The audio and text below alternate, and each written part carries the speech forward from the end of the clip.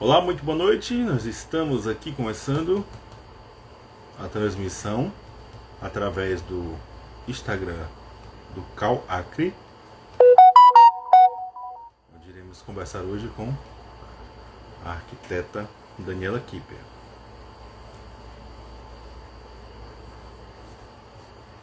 Daniel, eu vou só pedir um tempinho, porque como o Instagram está convocando aqui o pessoal, nós já temos 3 pessoas. Eu acho que é você, eu e mais alguém. Deixa só entrar pelo menos umas 5 que eu já te chamo aqui. Para você que está chegando aqui agora, uma informação para você. O Cal Acre fez um convite à minha pessoa para auxiliar nessas entrevistas, falar um pouquinho a respeito da instituição para os profissionais e também apresentar para a sociedade. E é isso que nós estamos fazendo já. Hoje é a segunda sexta-feira que nós estamos dialogando com profissionais e que também fazem parte do Conselho de Arquitetura e Urbanismo do Estado do Acre. Na semana passada nós conversamos com a Terezinha Melo, ela que já está aqui acompanhando a gente também. Falamos um pouquinho a respeito da profissão, alguns detalhes de valorização, a importância de se contratar um arquiteto urbanista. E hoje nós vamos conversar com a Daniela Kipper. Vou fazer aqui agora o convite a ela para a gente já começar as nossas... Daniela, tá aqui, achei. Ela aceitar. Olá, Daniela, tudo bem? Boa noite. Olá, boa noite. Obrigado por aceitar o convite e participar da nossa conversa de sexta-feira no Espaço do Cal, para apresentar um pouquinho a respeito de vocês que são da diretoria. Você que é a nossa conselheira federal, né, também, além de integrar várias gamas de serviços que a gente vem acompanhando nesse tempo que a gente vai se conhecendo, e um grupo bastante bacana e interessado em transformar Rio Branco. Eu queria que você falasse um pouquinho de você, para quem não te conhece, faz um mini currículo. Tá bom, André? Foi um prazer de novo estar aqui com você. É uma honra, principalmente como representante do CAL. Eu que sou conselheira federal, estou conselheira federal, né? Nesse pleito que são de 3 anos, começando o ano passado e terminando no ano que vem. Sou arquiteta, urbanista, formada há 22 anos. E atuo no Acre desde então, né? Minha formação sempre foi focada para atividade profissional como autônoma. Eu trabalho realmente como arquiteta autônoma, mas eu sempre fui uma arquiteta muito consciente, porque a minha formação foi muito focada para o urbanismo. E eu vi Rio Branco crescer e sou de uma família de arquitetos. Meu pai e minha mãe são arquitetos, são autores dos primeiros planos diretores de Rio Branco. Então, minha vida foi cercada muito desse assunto sobre a cidade. E dos meus primeiros trabalhos, fui trabalhar no planejamento urbano dentro da prefeitura, né, que a gente trabalhou com assentamento subnormal, conseguindo recurso para fazer a urbanização do Mocinha Magalhães na época. E meu mestrado também foi na área de urbanismo, de transporte, né, gestão de qualidade da cidade. Então, é um assunto que eu tenho muito, muito, muito interesse e acho que a gente tem muita responsabilidade como profissional. Se você percebe as coisas que você pode contribuir para viver uma cidade melhor, né, para ter uma vida cidadã melhor, é nossa responsabilidade. E assim eu tenho feito na medida do possível e é isso que a gente faz no CAL, né? E eu queria começar, inclusive, André, você me pediu só para falar de um currículo, mas eu queria aproveitar a oportunidade, já começando, eu hoje falei, não posso esquecer de começar falando sobre, esclarecendo sobre o que é o CAL, né? Eu sinto que existe uma dúvida muito grande, inclusive sobre os colegas, a respeito do que é o conselho e para que serve um conselho. Eu não recrimino, porque eu acho que até entrar mesmo no conselho e atuar, algumas dúvidas eu também tinha. E hoje eu entendo perfeitamente o meu papel e gostaria muito que as pessoas se apropriassem disso. Vamos lá. Vocês imaginam, todo arquiteto imagina que um conselho deveria ser como um sindicato que deveria brigar pelas nossas atribuições, pela nossa remuneração, pela qualidade do nosso trabalho, para a nossa vida profissional ser mais gratificada, né? Para a gente ser mais reconhecida. E como conselheira federal, em que a gente trata as questões sérias e urgentes, né? Que tem a ver com o que a nossa profissão interfere na vida das pessoas, algumas coisas eu percebi que não são do conhecimento da sociedade como um todo, principalmente dos arquitetos. O conselho é uma autarquia. Em sendo uma autarquia, é como se ele fosse um governo próprio sobre como a arquitetura deve atuar. Você imagina se não existisse um conselho de arquitetura e urbanismo e outras pessoas, advogado, um prefeito, um governador, dissesse para a gente o que nós temos que fazer. Dissesse para a gente o que a gente tem que desenhar, como a gente tem que trabalhar, como a gente tem que cobrar. Então, assim, o conselho ele está defendendo que a profissão continue existindo. Ele está defendendo que, em se fazendo o que precisa ser feito, projetos de qualidade, construções de qualidade, a gente garanta que a sociedade viva bem, sem ter sinistros de prédios caindo e, né, acidentes acontecendo. O respeito da sociedade a esses profissionais que têm essa profissão, né, que é regida por uma qualificação, que tem atribuições que são regidas por uma lei que foi criada por esse conselho. Então, assim, mais do que simplesmente a gente está preocupado em criar eventos, né? Porque a gente tem muitos outros órgãos e que podem fazer isso. A gente tem o IAB, a gente tem outras organizações que são focadas nesse processo, mas o CAL tem atribuições muito sérias, né? A gente tem que, principalmente, fiscalizar como estão trabalhando todos esses profissionais. Hoje a gente tem 200 mil arquitetos trabalhando, né? E se a gente não tiver um trabalho ético, um trabalho sério, a gente de fato está fadada a ter uma profissão assim como muitas outras que vão ter uma data marcada para o fim. E não é isso que a gente quer. Então, assim, eu queria muito falar sobre isso, porque eu percebo que existem muitas dúvidas, e assim, o CAL faz um trabalho muito interessante. Hoje existe uma vertente muito grande de inserir outras áreas de atuação, né? Tem um programa ATIS, que é de habitação de interesse social, em que o conselho tem que ir junto aos órgãos públicos para estimular, porque hoje apenas 15% do que é construído é realizado através da contratação de arquiteto ou engenheiro. Então, você imagina que 85% das construções do Brasil acontecem, sabe Deus como. Então, assim, a gente tem muito trabalho a fazer, né? E esse trabalho, ele é perante a sociedade mesmo, né? Perante aos órgãos competentes, perante a fiscalização, perante o exercício profissional.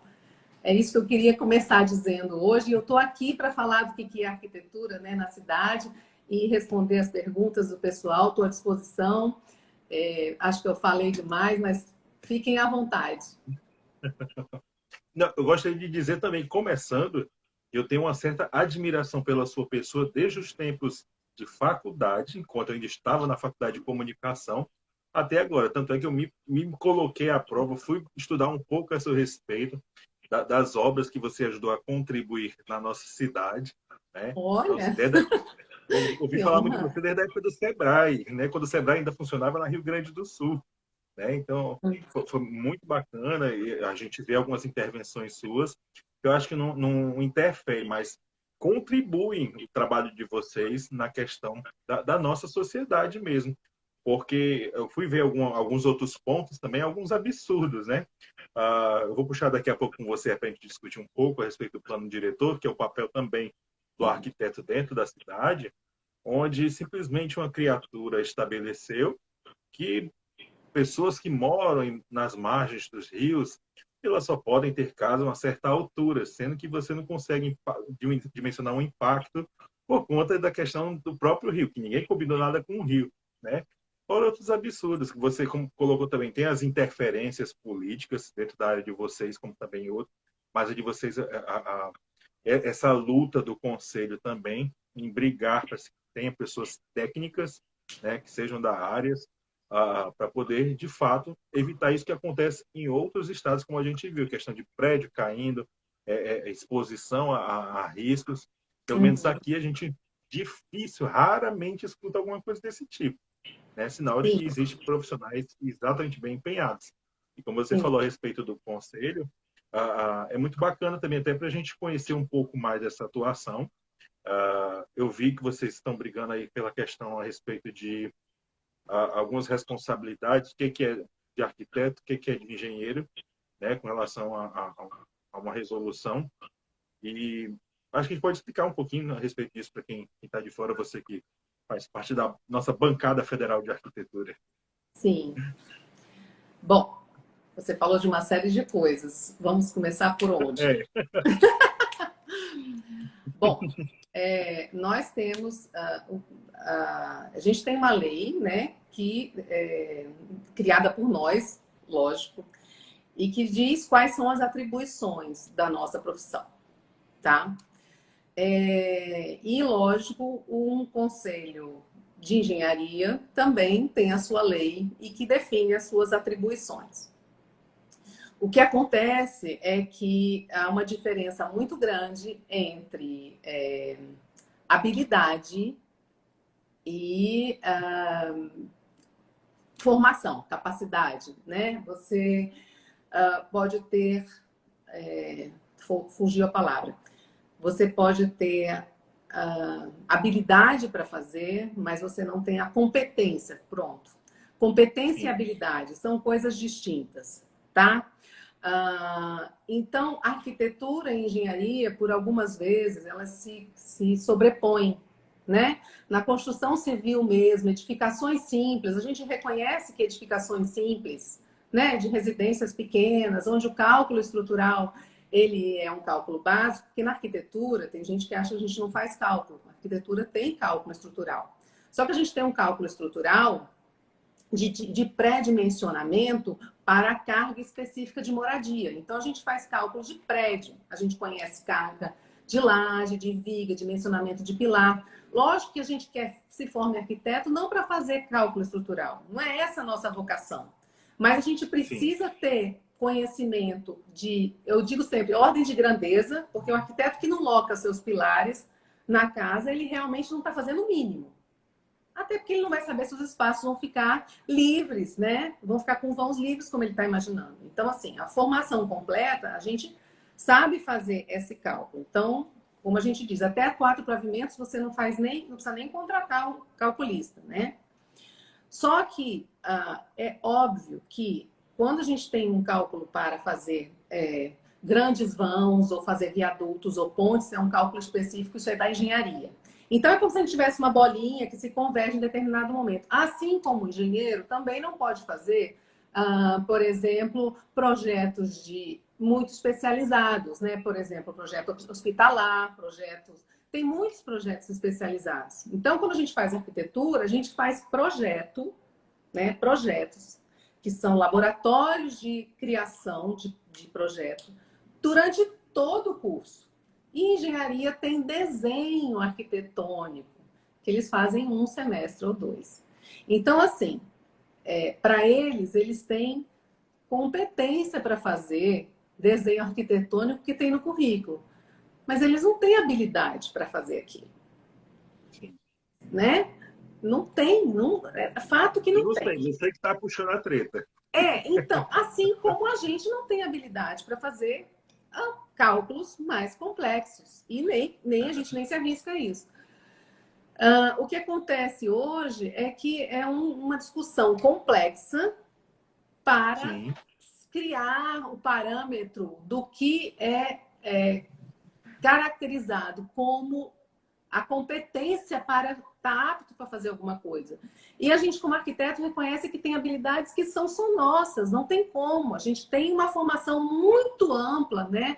Desde o conhecimento todo de história da arte, desde o conhecimento todo de urbanismo, desde sociologia, antropologia, da história do homem, para a gente tratar as cidades, para a gente tratar as paisagens, para a gente tratar... Então, tem coisas que tem que ser o arquiteto, né? Você vir fazer um traço, interferir na vida de um monte de pessoas, sem tratar a complexidade daquilo, e dizer que aquilo é um projeto. Um projeto não são linhas, não é papel, linha em matemática só, alguns projetos, né?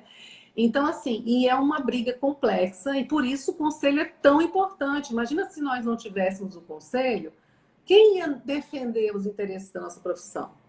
E aí nós íamos ficar com uma facada no meio da rua, brigando, né, para trabalhar. Então, é muito sério e importante o papel de um conselho, né? E, na verdade, é ele que Ainda nos tem esse defende. detalhe, Hã? ainda tem esse detalhezinho, que vocês, além de tentarem fazer a defesa, cada um da sua competência, mas ainda tem essa tentativa, pelo menos aqui isso impera, né? As tentativas de interferência política, que às vezes acabam atrapalhando, colocando até em, posso dizer, ou saia justa, ou certas limitações com vocês, mas vocês tentam ali trabalhar aquele contorno para poder que saia a melhor estratégia que de Exatamente. fato vai beneficiar. Exatamente. Por exemplo, esse exemplo que você deu, que pouca gente conhece, mas eu vou até repetir porque ele é muito esclarecedor. Eu acho até que ele vira assim um exemplo que fica na cabeça das pessoas, né?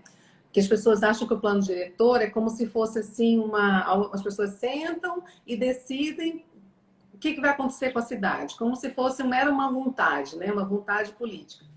E, na verdade, um plano diretor, eu vou tentar falar de forma bem clara e bem lúcida para a população, né?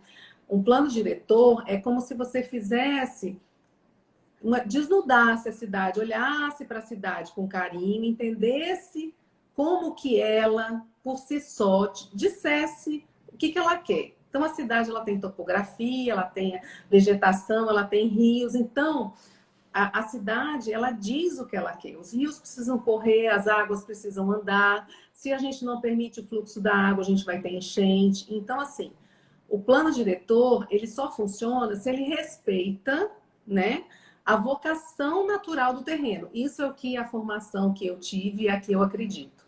Um plano diretor que não respeita a vocação natural do terreno, ele vai contra tudo, porque é o que eu digo sempre, a lei da gravidade não muda. A gente pode estar aqui escrevendo 1000 leis no papel, mas a lei da gravidade é única, ela é para baixo. Então, assim, se você ignora isso, se você quer botar toda a sua cidade no fundo, né? Você vai ter que ter um monte de bomba jogando a água que está indo lá para baixo para cima, porque você quer ficar embaixo e a água vem para cima de você, né? Não tem como, porque a água corre para baixo. Então, assim, são leis naturais. Ou então você vai ficar criando ponte, você vai ficar criando galerias para passar água nos lugares, porque você quer ocupar um lugar que você está dois corpos não ocupam o mesmo lugar no espaço, né? Você está querendo ocupar um lugar que não é seu, você vai gastar muito mais dinheiro. Então fica aquela cidade onerosa, que a prefeitura passa a vida inteira pavimentando as mesmas ruas, e a gente sabe do que eu estou falando, né? Porque às vezes está pavimentando o mesmo lugar, porque os investimentos continuam, a cidade não evolui, não cresce. Por quê? Porque a gente continua insistindo, fingindo que não está vendo, investindo em lugares que não... Né? Porque às vezes não tem vontade política de ouvir os técnicos e dizer, ó, isso aqui não pode, né? A lei está lá. Aqui é área de preservação, aqui é recuo. Então não tem a vontade política, mas aí o que acontece? Quando em vez tem que vir um investimento alto para resolver os problemas que foram criados por não se ter tido peito, né, para coibir ocupações no lugar errado e etc, etc, etc. Então, assim, o que acontece? A gente sabe, com os levantamentos que são feitos, né, a cada época de chuva, que a cota de alagação é até determinada altura, né? Que até, a gente sabia, que até 135 metros a água sobe em algum momento, né? A gente tem a nossa cota aqui, ela varia de 130 a 150 metros, né? Em relação ao nível zero, que é o nível do mar, tá? É assim que funciona. Então, a gente sabe que até 135 chegava a nossa água. Então, o que tinha no nosso plano diretor? Que a cota de edificação, ou seja, você só podia construir em terrenos com o nível do seu terreno acima dos 135. O que você resolvia com isso? Aos poucos, você ia tendo a cidade sempre em áreas altas que não alagavam. Você ia tirar tudo... Opa, chutei aqui. Você não ia tirar... Ela não é retroativa, não é que você ia tirar todo mundo de uma vez, mas a lei ela é a longo prazo, médio prazo, você vai construindo uma cidade melhor aos poucos. Para isso que ela existe, né? E você sabe que você tem pessoas na área de alagação, mas elas não vão aumentar, porque a lei está lá segurando, que só a partir de 135 metros. Então, você está contendo. E aí, a gente sabe que uma época atrás, um vereador foi lá na Câmara, né, escreveu uma lei, botou para aprovação, que a cota de alagação deveria ser 132. Como se estivesse dizendo que a água não vai subir acima de 132, entendeu?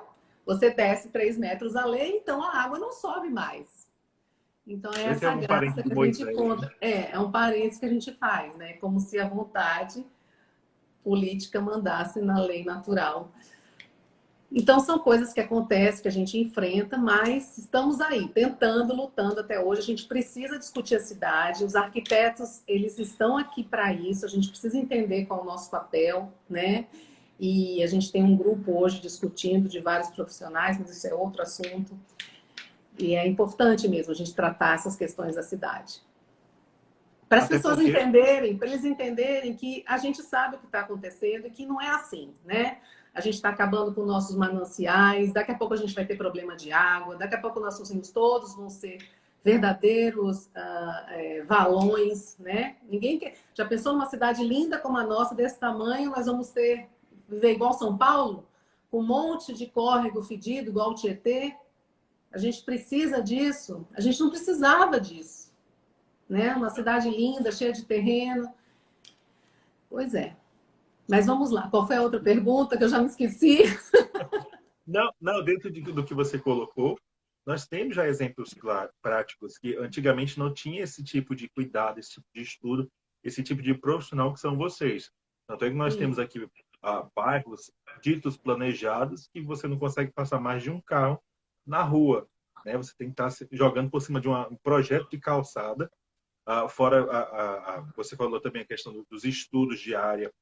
Temos aqui o exemplo do próprio Taquari, que foi um bairro que surgiu, mantiveram, investiram e alaga todos os anos. E em outros, a própria Cidade do Povo mesmo, a falta de habilidade política em buscar o lado técnico de vocês, né, engenheiros, para poder evitar esse tipo de transtorno que você colocou. Todas as vezes você vai estar investindo e nunca resolve nada. O Taquari é um exemplo emblemático e ele, eu acho que foi o pior, a pior coisa que podia ter acontecido, porque foi um momento marcante, onde ainda não existia essa indústria da alagação, e as pessoas estavam sendo preparadas para serem deslocadas, porque já se tinha identificado que ali era uma área que não tem solução, Taquari não tem solução, já sabia-se isso. Isso foi para os jornais, foi de conhecimento da cidade toda. E na época, não sei te dizer se foi o governador ou o prefeito, agora não me lembro dos detalhes, mas ele desapropriou aquela área inteira para entregar para os moradores, né? Então, assim, por que eu já acho que é emblemático esse fato? Porque você está dizendo, né? Você está dizendo para o povo, né? Fique que eu ajudarei. Fique, quer dizer, se eu sou o poder público, eu sei que alaga, e eu pago para que você permaneça ali, quer dizer, você abriu um precedente. Então já existe uma indústria da alagação, a gente sabe disso. As pessoas não querem dizer, mas é fato. Eu gosto de usar esse termo porque é fato. Sabe-se onde alaga, isso não é novidade, todo mundo sabe. E o político fica esperando o recurso que vem com a alagação. E, infelizmente, eu não digo todos, alguns moradores também, Sim. né? E a gente precisa acabar com isso.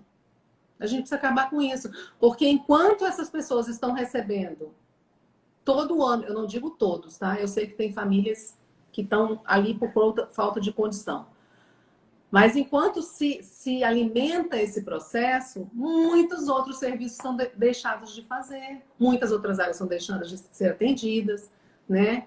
Então, assim, é uma sem vergonhice. A gente precisa romper com esse processo. A gente precisa romper com esse processo, né? E o plano diretor precisa, de fato, eu não digo nem que ele precisa ser atualizado, que ele precisa ser revisto, ele precisa ser respeitado. Porque não adianta ele ser só um papel, né? Ele precisa, de fato, ser respeitado, né? É por aí. Natália, nós estamos discutindo aqui a respeito da importância da arquitetura dentro da cidade. E aí a gente está discutindo um pouquinho a respeito agora do plano diretor. Você que está chegando aqui agora. E aí também tem, Daniela, a questão, tem essas situações, porque tipo, até 2008 nós possuíamos pelo menos 113 bairros. Hoje nós já estamos quase beirando os 200 bairros, né? Então, por isso que você colocou agora há pouco, esse incentivo a fazer o errado, porque eu vou te dar estrutura, é muito difícil. Tanto é que existe um estudo de uma colega sua dentro da UFAC, né, que simplesmente já entrou praticamente 50% dentro da área de proteção ou da área verde de Rio Branco. O que acontece são muitas coisas. Existe uma especulação, né? Então as áreas, as áreas mais altas e próximas às principais rodovias, né, de Rio Branco, as principais, né? As vias, as mais largas, né? As que fazem a ligação norte-sul na cidade de Rio Branco, elas já passaram por um processo de especulação e foram compradas, adquiridas, né? E nem sempre são ocupadas. Então, o que acontece? A população mais carente acaba procurando os bairros mais distantes, né? E essas áreas a gente sabe que a maioria delas não tem urbanização, não tem abertura de vias corretamente, às vezes não estão servidas ainda do sistema de abastecimento de água e esgoto, mas as pessoas precisam morar, né? E aí eu volto de novo ao tal da política pública, né? O que acontece? São as pessoas que estão erradas, elas vão fazer o quê? Elas vão invadir o terreno de propriedade privada, que foi comprado nas áreas que já tem infraestrutura urbana? Não, elas não vão fazer isso. Mas está na mão do poder público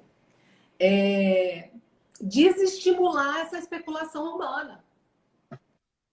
Porque, assim, a pessoa que está lá com terrenos imensos, sem gerar nada, sem gerar moradia, sem gerar trabalho, sem gerar emprego, né? Só esperando valorizar, pagando o mesmo IPTU da pessoa que está do lado, precisando morar, ou de uma escola que está, né, recebendo um monte de alunos que precisam estudar, ou de um hospital, precisa ter um tratamento diferenciado. Precisa ter um desestímulo, porque isso é caro para a cidade. Então, a cidade, eu falo sempre isso, tem um monte de vazio urbano bancado por nós. E a gente vai jogando o povo para longe. E o poder público tem que ficar levando lá longe asfalto, energia, água, esgoto. Só que para chegar lá, tem que passar por aqui também. Então, tudo isso vai encarecendo. E quem paga? Todos nós. Então, assim... E tem que ter uma política, né? Uma política de ver quem é quem, né? Tratamento diferenciado. Tem muitas histórias assim no Brasil, né?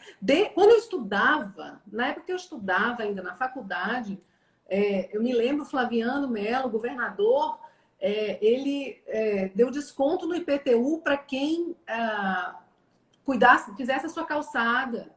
né? No sul tinha desconto de PTU para quem plantasse uma árvore na calçada, então a arborização da cidade toda foi feita pelo morador. Quem tivesse uma horta. Então existem muitas formas simples, desde que exista vontade política. Sabe? Não é que esteja tudo na mão do poder público, mas é que hoje existe um total desrespeito. Desrespeito à nossa cidade. Sabe? E parece que as pessoas terceirizaram a responsabilidade para o poder público e o poder público se acha no direito de fazer o que quiser ou O que se quiser. não quiser. Né? Exatamente. Exatamente. Então, assim, existem 1000 formas de a gente resolver isso. Sabe? A cidade está totalmente espalhada. Espalhada porque está mal resolvida, porque está mal administrada. Né? A gente não tem calçada, a gente não tem arborização, não tem nada. Então ela vai acontecendo e a administração vai atrás de resolvendo o problema daquele que grita mais alto. Não é assim que deveria ser, né? Tem que ter estudos e políticas. E quem é que faz esses estudos? Esses estudos são no gosto de alguém, de quem grita mais alto? Não. Esses estudos são feitos por levantamentos de dados, em cima de números, de demanda. A equipe vai para a rua, olha, levanta, calcula, enumera, sabe? Isso é trabalho técnico. É trabalho técnico. Agora, não adianta fazer um trabalho técnico e isso virar papel para gaveta, né? Sim. Então, assim, é isso que nós também, como CAU, estamos começando a querer mostrar, entendeu? Que a gente tem, sim, o direito de reivindicar que a cidade é um espaço nosso e que a gente precisa ser respeitado. Uhum. Os profissionais, até eu acredito que não tenham conhecimento, mas foi o CAU que recentemente entrou em contato com o Ministério Público e notificou a própria Prefeitura para que se reative o Conselho Municipal de Urbanismo. Sim. Esse conselho estava desativado desde 2018, né? E aí, por conta do próprio CAU, essa insistência da diretoria, feitas essas cobranças, reativaram parcialmente por conta do plano diretor, que agora precisa ser debatido e aprovado. Aconteceram algumas umas transmissões para falar a respeito disso, né? Onde algumas pessoas, profissionais, população puderam participar, mas o conselho, até então, segundo um dos membros, dia 17 agora retornaria aos trabalhos para tentar dar continuidade nisso. E aí a gente entra na questão do plano diretor, que você participou também. Como é que ficou mais ou menos essas discussões? Tu acha que avançou alguma coisa ou simplesmente nós debatemos uma coisa porque é para debater momentaneamente, mas tem que ser pensado a longo prazo? Na verdade, Vitor, eu estou muito preocupada com esse plano diretor, porque o prazo para atualização de um plano diretor, quando a gente dá esse nome, atualizar significa verificar se o que foi proposto foi alcançado, o que precisa ser ajustado, o que de fato aconteceu e o que não aconteceu, como vai se resolver. Então, é um trabalho de levantamento, de análise e de proposição. Que eu saiba, a equipe começou a trabalhar já muito tarde, já no final do ano passado, e tem um prazo curtíssimo para a entrega dessa atualização no plano. Não estou desmerecendo de maneira nenhuma a atividade de quem esteja trabalhando, pelo contrário, eu sei que tem pessoas muito competentes, inclusive a coordenadora da equipe, que eu conheço muito bem, mas é um tempo completamente inviável. Completamente inviável. Né? Eu acho que os técnicos, aí é uma opinião minha, Daniela, pessoal, não devem estar sendo ouvidos, né? Porque uma pessoa que seja da área sabe que o tempo não é possível. Então, é um tempo imposto, né? É um tempo colocado pela gerência, pelo gestor, que precisa ser feito, porque, mais uma vez, talvez não creia na importância desse instrumento. Então, assim, eu lamento, Não conseguimos contribuir, nós tentamos, mas nós não conseguimos contribuir. Nós gostaríamos de ter entendido o processo, mas eu acho até que pelo prazo como as coisas estão sendo feitas, também não foi aberto para a gente a oportunidade de participar. Né? A gente participou daquela época, lembra que teve uma semana de palestra, mas sim, a equipe estava bastante, eu percebi assim, no início, né? Bem no início, quando a gente achou que eles já tivessem já para trazer para a gente mais dados, eles estavam, na verdade, ouvindo, coletando dados, eles não estavam trazendo dados. Então, eu não tenho muita esperança nessa atualização, não. Eu acho que ela é mais proforme mesmo. E a gente está focando num projeto mais a médio e longo prazo e vamos montar uma estrutura mais sólida, entendeu? Chegar mais perto para ver se alguma coisa acontece de verdade. Porque precisa, né? Precisa acontecer. Eu vi que tem uma coletividade, né, embasado também pensando nisso, como poderia dizer, seria o gabinete paralelo das discussões, estariam verificando exatamente essas pontuações. Inclusive, foi até citado por alguns membros que o plano mais adequado foi um de 1900, acho que é de 86, alguma coisa assim, Sim. né? E aí, como é que poderia ser trabalhado nisso? Para quem não tem o conhecimento, não teve esse contato ainda com relação a isso. Olha, foi ótimo você falar nisso, eu estava sem saber se a gente podia entrar nisso agora, mas eu acho que é pertinente porque nós temos um grupo de representação comunitária, social. Ele chama coletividade exatamente porque ele não tem nenhuma vocação política partidária. Na verdade, nós somos pessoas que, técnicos ou não, preocupadas em discutir essas questões da cidade que estão nos preocupando. O que está nos preocupando? O desenvolvimento urbano, o desenvolvimento industrial, o crescimento urbano, né? O desenvolvimento financeiro, a segurança, tudo que nós estamos vivendo em Rio Branco hoje, sentindo. E aí, como os temas são amplos, a coletividade dividiu em grupos de trabalho de assuntos de interesse, né? Eu estou nesse grupo que chama desenvolvimento urbano. A gente trata de tudo que interfere no desenvolvimento urbano, né? Que trata da parte urbana da cidade, do crescimento urbano. E lá a gente tem biólogo, ambientalista, paisagista, agrônomo, arquiteto, engenheiro, repórter, advogado, policial, assim, pessoas que são representantes ai meu Deus, associação de moradores, e nós temos discutido profundamente. Ninguém fala sobre política, a gente fala como podemos resolver, propor soluções para problemas práticos específicos que a gente encontra na cidade. Né? Que cada um tem um ponto de vista e estamos fazendo um planejamento estratégico. A gente pretende abrir isso mesmo para participação social, a gente pretende fazer fóruns, né? E estamos abrindo para quem queira participar, inclusive, pode entrar em contato com o Vitor, pode entrar em contato comigo.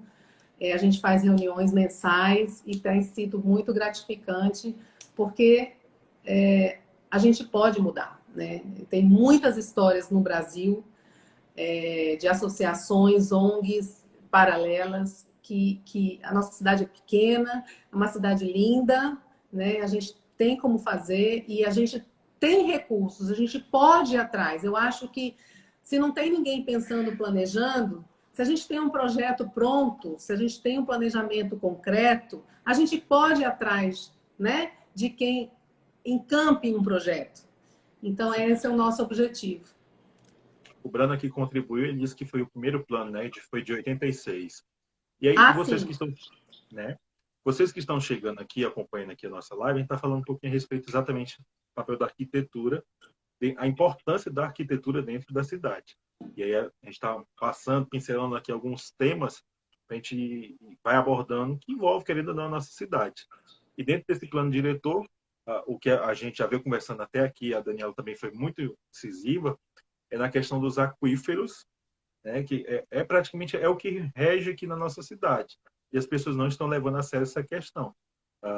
Ela citou que pode transformar Rio Branco praticamente numa São Paulo, né, com os córregos, com esgoto, com dejetos, enfim, e a gente perder recursos naturais, encarecendo ainda mais esse bem que deveria ser de graça para a gente, mas acaba encarecendo por conta dessa poluição, né? Nós estamos num momento, assim, um divisor de águas. Nós estamos num momento muito...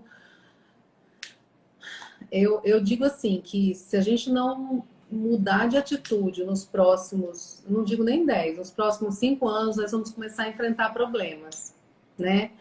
Porque se a gente observar, nem as enchentes têm se comportado mais da maneira como a gente vinha observando, né?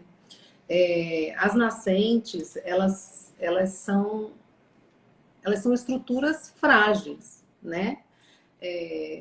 Recuperar uma nascente é possível, mas não é algo assim tão simples.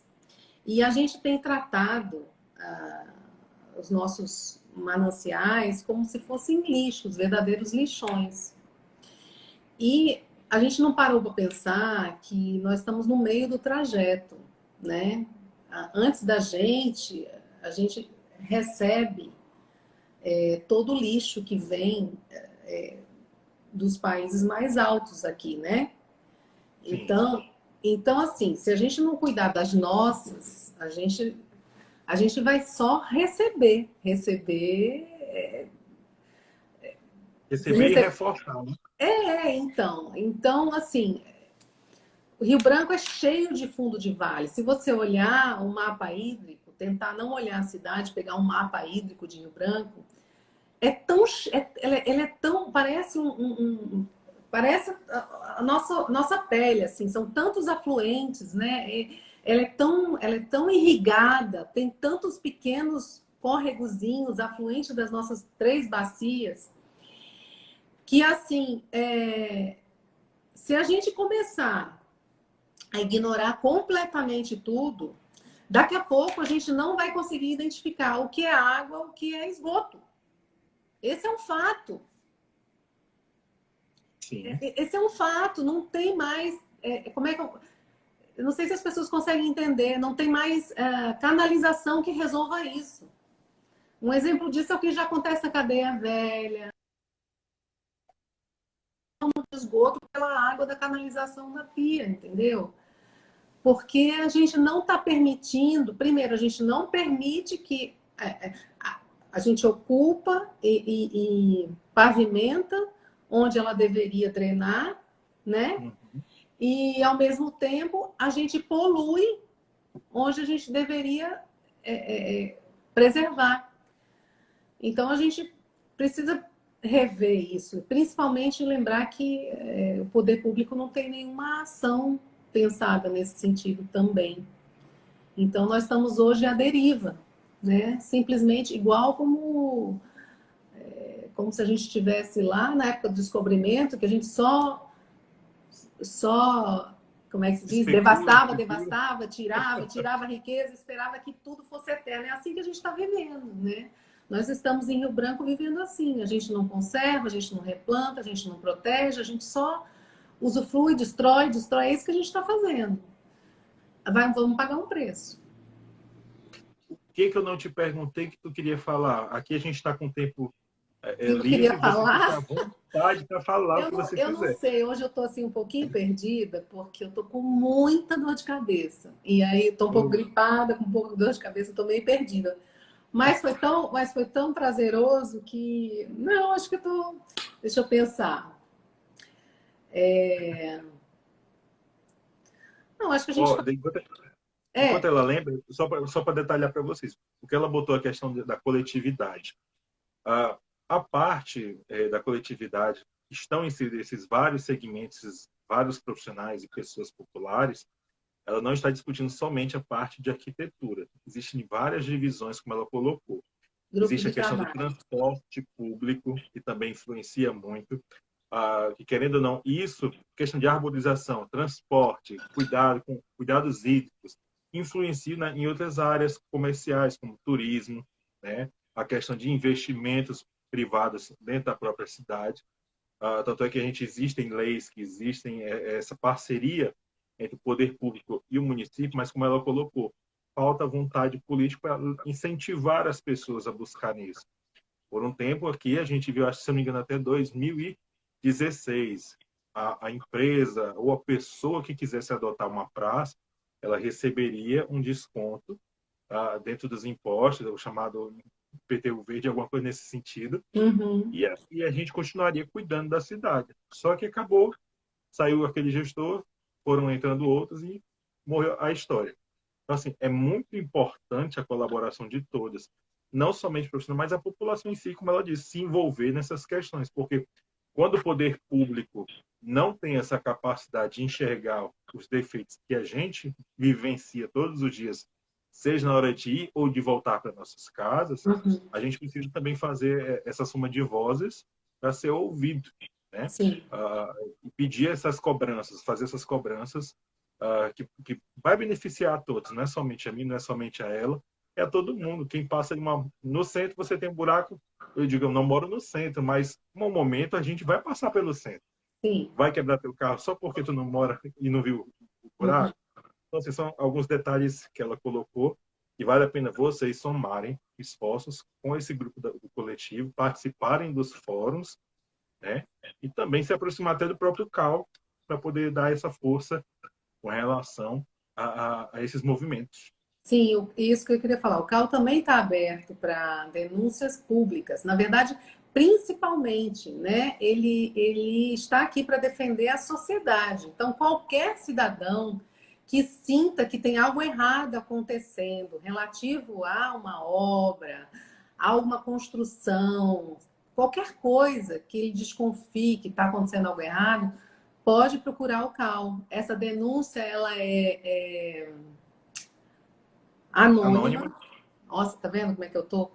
Ela é anônima, entendeu? Não tem problema nenhum e você vai estar ajudando a fiscalização, porque é nosso interesse que tenha sempre um profissional acompanhando. Qualquer coisa que tenha que ser construída, ela tem que ter um profissional que assine um termo que a gente chama de responsabilidade técnica, para que garanta que nada seja feito fora das normas técnicas. Isso é segurança para o cidadão, isso é segurança para todos.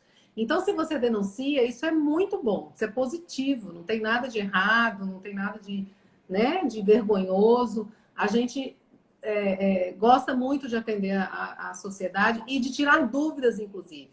Se você vai construir, se você precisa contratar, não sabe se que profissional você tem que contratar, o CAL também pode tirar essas dúvidas.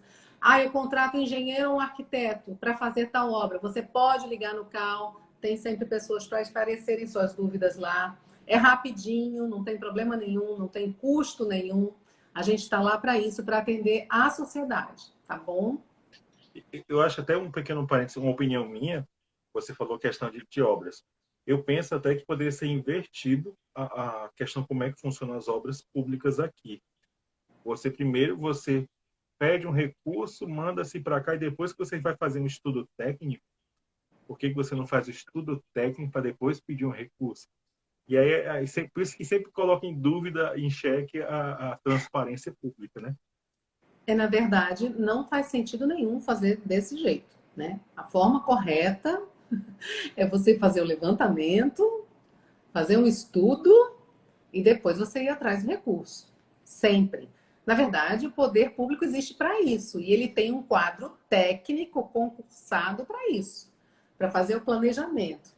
Isso é um vício político das cidades pequenas, onde o parlamentar escolhe qual é a verba que ele vai atrás e depois ele encaminha para o seu município desenvolver o projeto.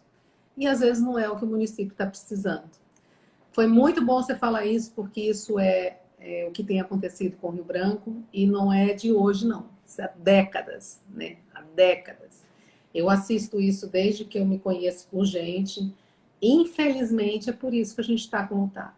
né? A gente tem hospitais lindos, sem ter gente para atender, sem ter maca, sem ter, né, equipamento. A gente tem escola sem carteira, sem professor, e isso só para citar alguns exemplos, É verdade.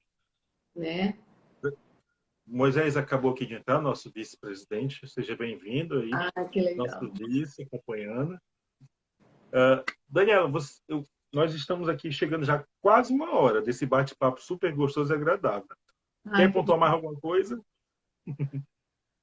Ai, Vitor, eu não estou me lembrando. Confesso a você que hoje eu estou meio devagar mesmo. Mas eu estou à Então, disposição. Tem mais alguma coisa?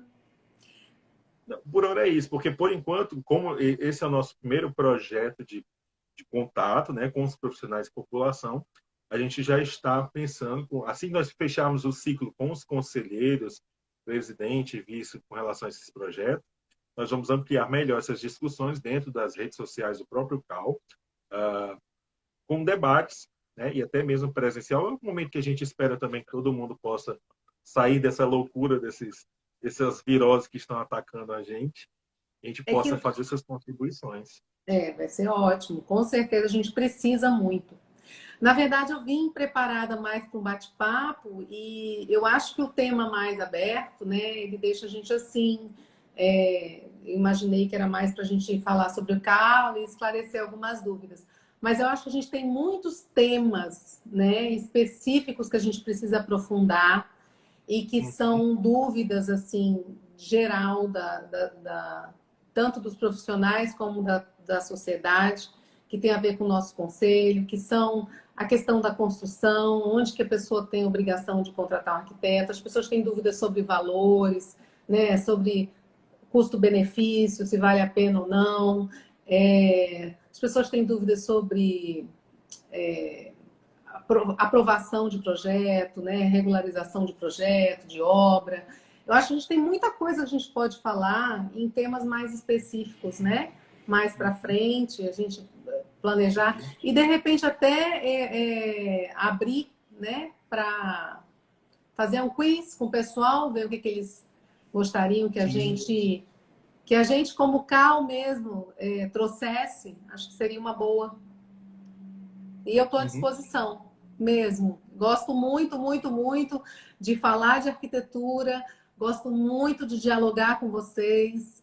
Sou uma pessoa que é muito aberta, o que eu não sei, eu procuro me informar, se eu não sei, eu falo. E adoro o CAL, entendeu? Me encontrei como conselheira, apesar de estar super difícil de me dividir nesse momento, mas a gente está fazendo um esforço, né? Então, podem contar comigo.